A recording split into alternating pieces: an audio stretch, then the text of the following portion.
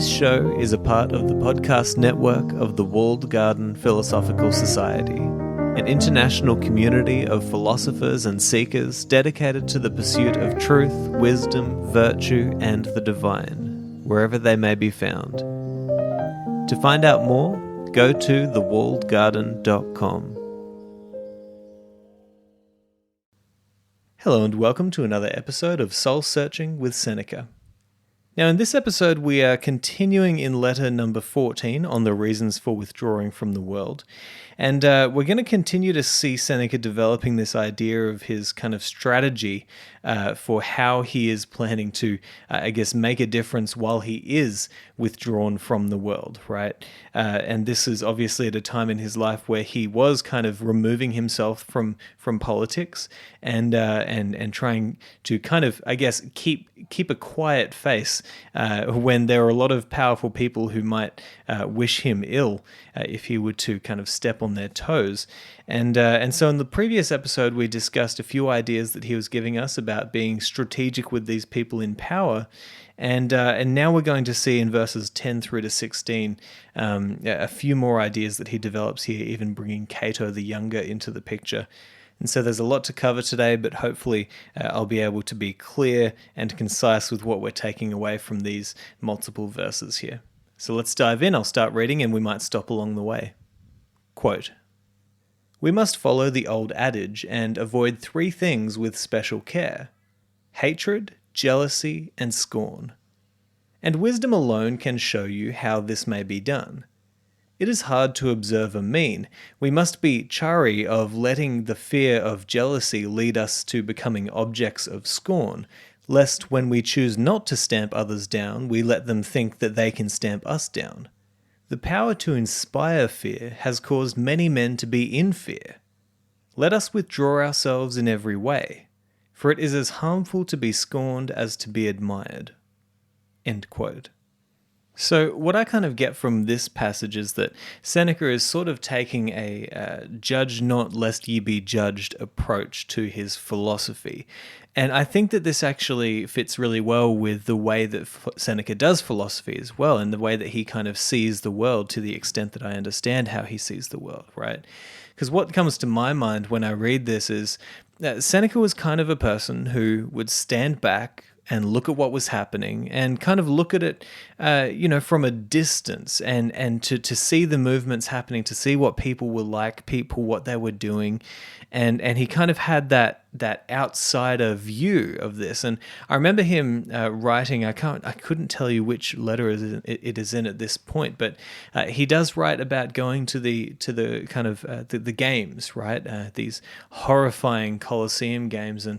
And he writes about how he would go there not to watch the games, but he'd be watching the people, right? And so Seneca was kind of this person who would stand back and kind of watch almost non-judgmentally, right? But then discern and make up his mind about what was right and what was wrong based on watching what people were actually like and what the world was actually like. And so for him, you can see how it might have seemed more appropriate to him to not really allow yourself to get into those feelings, as he said, of scorn and jealousy and hate, right? Because they only affect your judgment of what is right and wrong. Kind of like that line from The Godfather, one of my favorites, right? Do not hate your enemy, it affects your judgment, right? And so he would just take that step back and just watch things for what they were actually like and what was actually happening. And then he would make up his mind about what he could do, I guess, that would make the biggest difference in terms of restructuring reality in the future. And so he continues by saying, quote, "One must therefore take refuge in philosophy. This pursuit, not only in the eyes of good men, but also in the eyes of those who are even moderately bad, is a sort of protecting emblem. For speech-making at the bar, or any other pursuit that claims the people's attention, wins enemies for a man, but philosophy is peaceful and minds her own business. Men cannot scorn her. She is honoured by every profession, even the vilest among them. Evil can never grow so strong, and nobility of character can never be so plotted against, that the name of philosophy shall cease to be worshipful and sacred. Philosophy itself, however, should be practiced with calmness and moderation. Very well then, you retort, do you regard the philosophy of Marcus Cato as moderate? Cato's voice strove to check a civil war. Cato parted the swords of maddened chieftains. When some fell foul of Pompey and others fell foul of Caesar, Cato defied both parties at once. Nevertheless, one may well question whether in those days a wise man ought to have taken part in public affairs, and ask, what do you mean, Marcus Cato? Is it not now a question of freedom? Long since has freedom gone to rack and ruin. The question is whether it is Caesar or Pompey who controls the state. Why, Cato, should you take sides in that dispute? It is no business of yours. A tyrant is being selected. What does it concern you who conquers? The better man may win, but the winner is bound to be the worse man. I have referred to Cato's final role, but even in previous years the wise man was not permitted to intervene in such plundering of the state. For what could Cato do but raise his voice and utter unavailing words? At one time he was bustled by the mob and spat upon and forcibly removed from the forum and marked for exile. At another he was taken straight to prison from the Senate chamber. However, we shall consider later whether the wise man ought to give his attention to politics.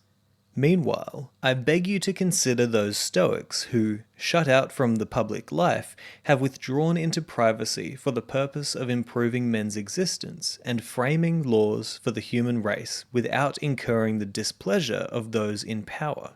The wise man will not upset the customs of the people, nor will he invite the attention of the populace by any novel ways of living." End quote. Alright, so there's a little bit more to read, but I'm going to pause here and see what we can take away from these few verses that we've just read.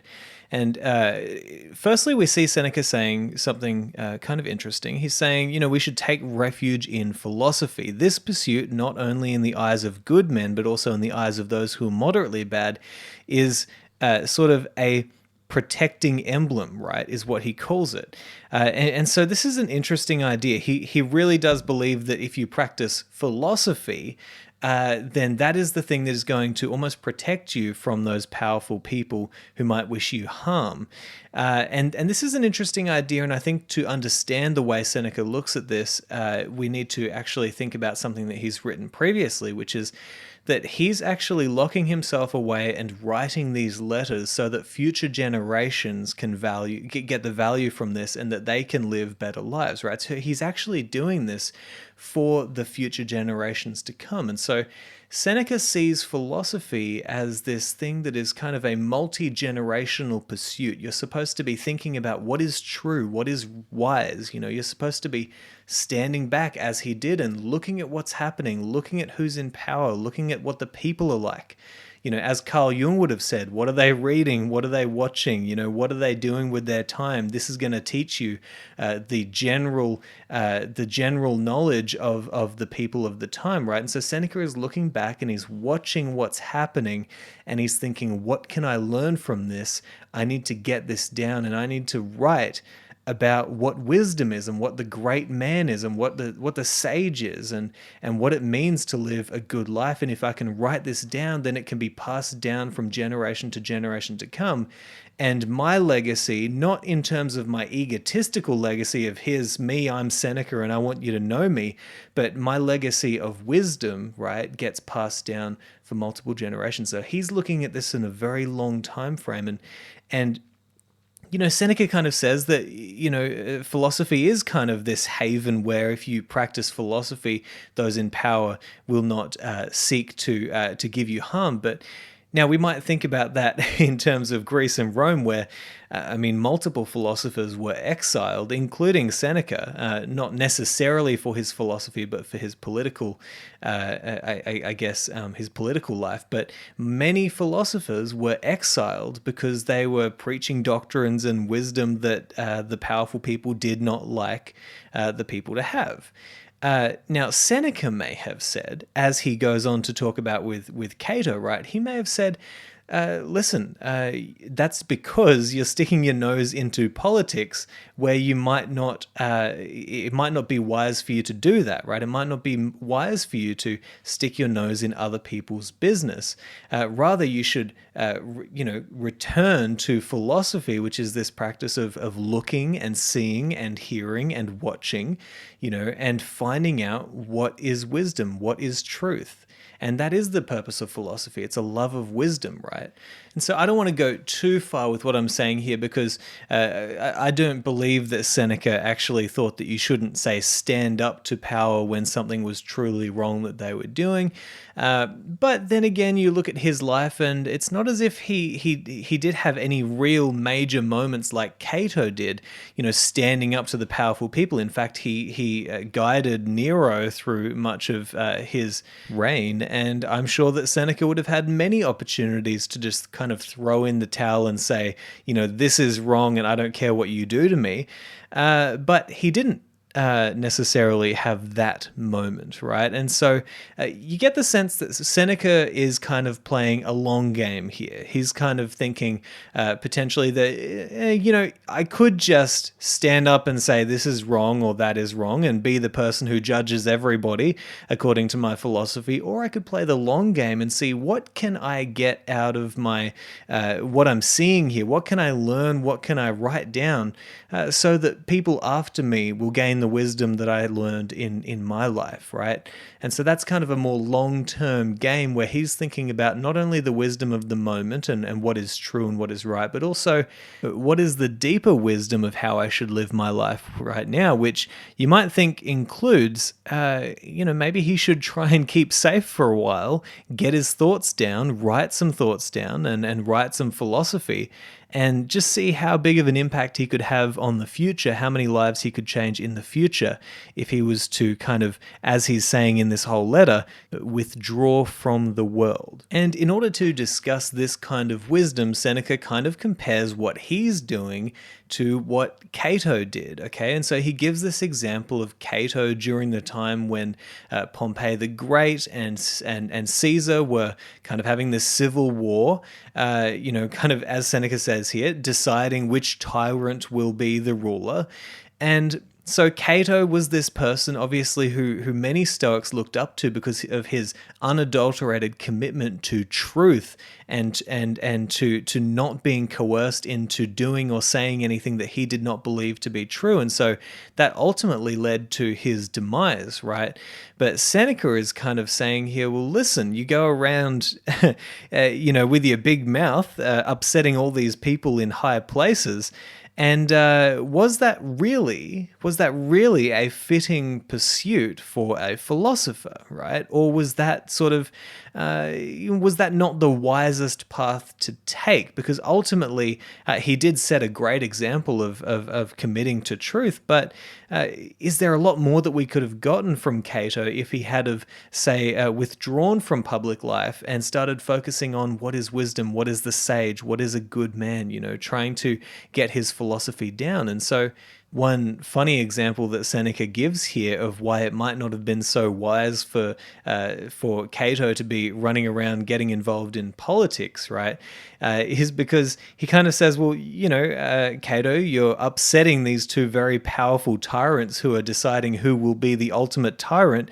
And he says, what does it concern you who conquers? The better man may win, but the winner is bound to be the worse man. So Seneca's kind of saying, listen, you're upset about this choice that ultimately you don't have control over. They're going to decide that. You're not going to decide that, right? And ultimately they might even decide your fate, which they did, right? But he's saying, what does it matter to you which one of them, becomes the ruler? Even though the better man will win, the better man is by definition the worst man because he's the worst tyrant, right? And so Seneca's saying, I'm not so sure if that was the wisest place for him to be.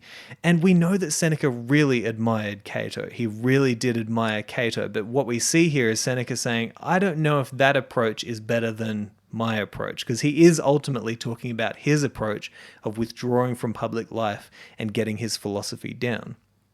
And he says here, "We shall consider later whether the wise man ought to give his attention to politics. Meanwhile, I beg you to consider those Stoics who, shut out from public life, have withdrawn into privacy for the purpose of improving men's existence and framing laws for the human race without incurring the displeasure of those in power. The wise man will not upset the customs of the people, nor will he invite the attention of the populace by any novel ways of living." And this is such an interesting insight into Seneca's approach to philosophy. And it can actually help us to understand that maybe Seneca wasn't just being a coward all his life when he didn't stand up to Nero in the way that Cato may have, for example. But perhaps what Seneca was doing is he was actually just trying to be wise in his approach and think, no, well, if I really want to change the world, not just today, but tomorrow and next year and next decade and next generation and multiple generations to come, if I actually want to change the world, then I better be careful because I'm living in a very dangerous world with many dangerous people who would seek to kill me, and I'm probably better off alive than dead, and I'm probably more useful to people alive than dead. So why don't I be careful, right? And he's giving us this idea that, like previous Stoics, you want to well, I guess the best way to put this would actually be in the words of Seneca.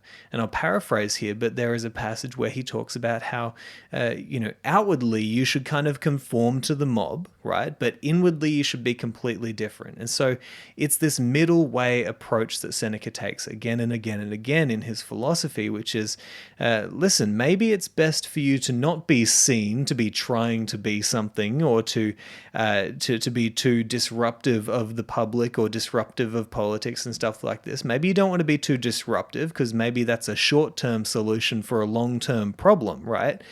Maybe what you want to do is find a way to stay safe while you really get your words to the public, the people who need your words, right? And that certainly happened with Seneca's writings. He somehow found a way to navigate this extremely dangerous world of Roman politics and to, in the end, have his words be taken to the people who needed it, and his words guided and helped so many people throughout history as a result of his wise decision, in my view, to not be so outwardly judgmental in his way of life.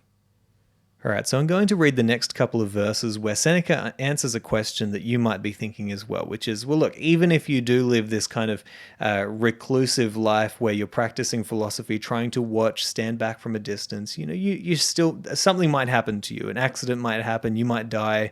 In those days, getting run over by a cart or something like that, or you still might anger somebody. And Seneca even says, withdrawing from the world, you want to be careful because he says, what one avoids, one condemns, and so you don't want to anger people by seeming too avoidant of them, right? But he answers those questions here, and he says, quote, "What then? Can one who follows out this plan be safe in any case? I cannot guarantee you this any more than I can guarantee good health in the case of a man who observes moderation, although, as a matter of fact, good health results from such moderation.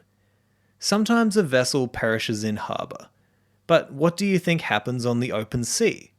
And how much more beset with danger that man would be, who even in his leisure is not secure, if he were busily working at many things. Innocent persons sometimes perish. Who would deny that? But the guilty perish more frequently. A soldier's skill is not at fault if he receives a death blow through his armour. And finally, the wise man regards the reason for all his actions, but not the results. The beginning is in our power. Fortune decides the issue, but I do not allow her to pass sentence upon myself. You might say, but she can inflict a measure of suffering and of trouble. The highwayman does not pass sentence when he slays." End quote. All right, so what he's essentially saying here, according to my reading, is that, listen, I'm going to try and withdraw from the world. I'm going to make the choice to be in safe harbor. But anything that happens outside of that, that's not up to me. Fate will come along and do all kinds of things to me, right? But I make the decision. That's up to me. That's where I am drawing upon my reason, my wisdom, my understanding. That's all that I can do. But anything that happens outside of that, that's in the hands of fate, right? And I actually think that this is a really healthy way of looking at your own role in life in terms of the decisions that you make, right? Because all too often we get so worried about what is going to happen once we've made a decision. Now, you should be worried about the resources that you're drawing upon within yourself and without of yourself in order to make the decision. But once you've made that decision, that's really the only thing that you control. Everything outside of that is merely information that you need to look at and feed back into your decision-making process so that you can make even better decisions next time. It's not up to you. It's all... there is an element of fate there, that things are just going to happen, right? And so you might think, okay, well, if I've got a tough decision to make in my life, what's my responsibility? Well, your responsibility, according to Seneca here, is to focus on using wisdom, truth, understanding, reason, in order to make the best possible decision. Now, once you've made that decision, it's really in the hands of fate what will happen.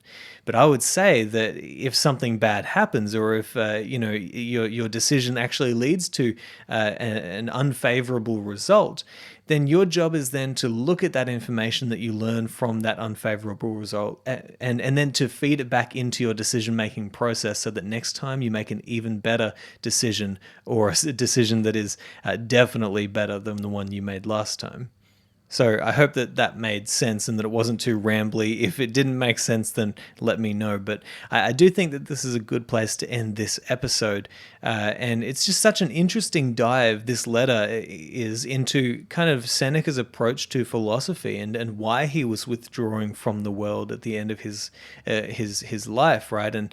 And trying to kind of keep safe from the stormy seas of Roman politics, right? And so it's just an interesting look at that, and also I hope that you can take away some lessons for your own life and your own approach to philosophy. But I know that not a lot of us can really identify with this kind of way of life where you've been in Roman politics all your life, or in high stakes politics all your life, and you've got to find ways to navigate around powerful, evil people. But I hope that there are still some interesting lessons that you can take away to think about in your own life and your own approach to philosophy. So anyway, I hope you've enjoyed this episode, and I'll talk to you next time.